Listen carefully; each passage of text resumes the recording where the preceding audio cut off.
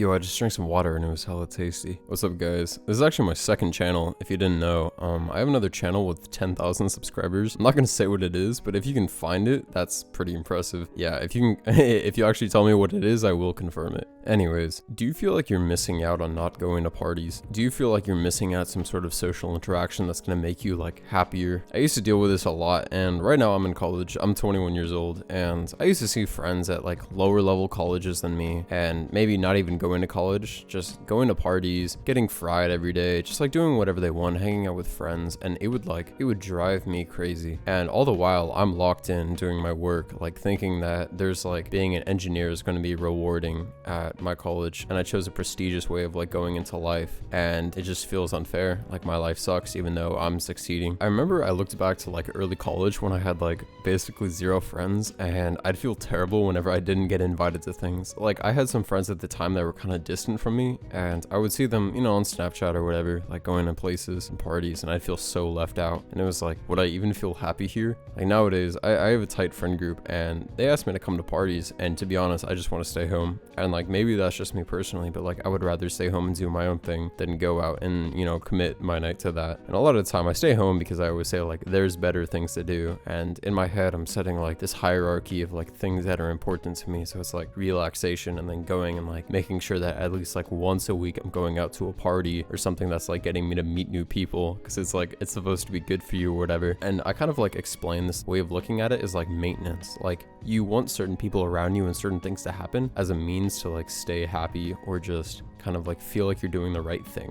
There's a certain escapism of staying inside on Discord or like playing video games all night and not going out or doing anything. And you know, I see friends of mine who never go outside and compare it to myself as like justification. Like, well, look at them never going outside. They're never going to parties. Like, it's fine if I do it because they're fine. And I would base my happiness off of them the same way that I would base my happiness off of my extremely high social battery friends that would be going to parties, you know, 2-3 times a week. And you know, there's always like, there's people I don't want to meet at parties, and there's like me wanting to keep a small friend group because to me I'd rather have like, you know, 3, 4, 5 close friends than a bunch of people I can say hi to when I'm walking around campus or like in town or whatever, but it doesn't actually mean anything. And I think this was driving me crazy for a while because I never knew what to choose, and I was always like stuck between, you know, every single time I got invited to something I would go out and, you know, go to a party and fucking stand there and, you know, just talk to random people about anything in, you know, like the classic like, oh, what's your major? And it just never felt rewarding to me at all. And to be honest, the way I solved that, and I know a lot of people struggle with that as well, and like a lot of people, for some people it's like they don't get invited to anything and they feel extreme FOMO from that, and other people, they get invited to it too much and they, you know, decide to stay in their space.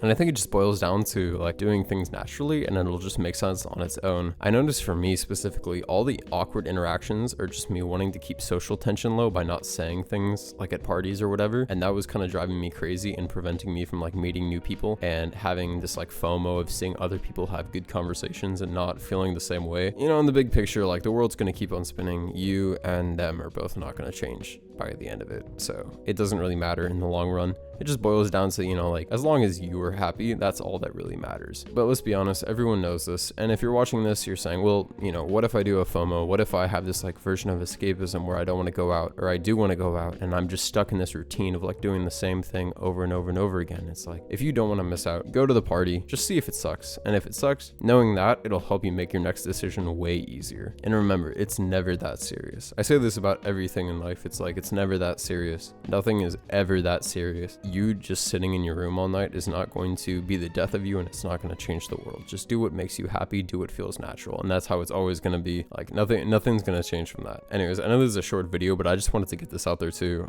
Yeah, I hope you guys fuck with the Left 4 Dead 2. I would love to do COD as a background game, but my roommates took the Xbox, so I cannot play it, and I actually don't know how to record, so I'm just stuck recording it on PC. But yeah, hopefully I can get that figured out, and then we can do some classic COD commentary videos. Anyways, peace.